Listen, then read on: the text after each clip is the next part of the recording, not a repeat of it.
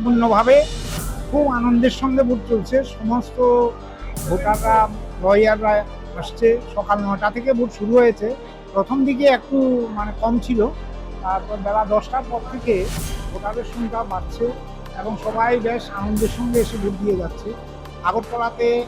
আগরতলার জন্য হাইকোর্ট প্রেমিসেসে আমরা 7টা বুথ করেছি।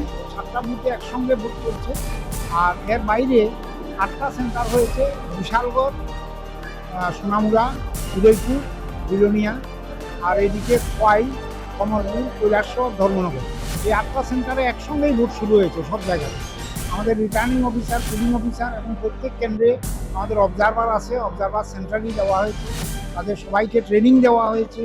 আমরা অ্যাওয়ারনেস করেছি সব ভোটারদের কীভাবে ভোট দিতে হবে, কারণ এটা প্রেফারেন্সিয়াল ভোট, এটা নর্মাল ভোটের মতো নয়। এটা proportionate representation by means of single transferable vote, এই সিস্টেমে ভোটটা হচ্ছে।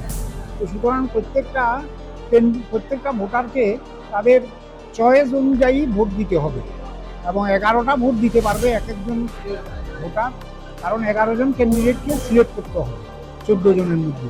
তো সেই ভোট চলছে সকাল থেকে বিকাল 4টা পর্যন্ত ভোট চলবে। 4টার মধ্যে যারা এসে ঢুকে যাবে ভোট কেন্দ্রের মধ্যে তারা সবাই ভোট দিতে পারে।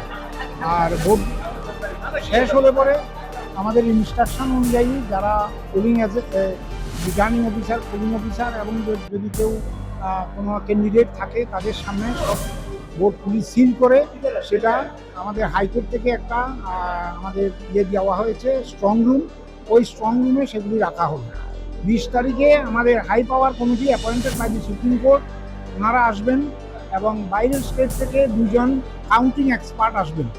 তখন আমাদের 21 তারিখে সকালবেলায় গণনা শুরু হবে। তো এই হলো entire picture of the state. আমাদের টোটাল সমস্ত ভোটটা আমার তো মনে হচ্ছে আগরতলাতে হয়তো বা 10% ভোটিং হয়ে যাবে। প্রচুর ভোটার আসছে এবং অলমোস্ট নিয়ার অ্যাবাউট 50% ভোট এর মধ্যে হয়ে গেছে এর মধ্যে।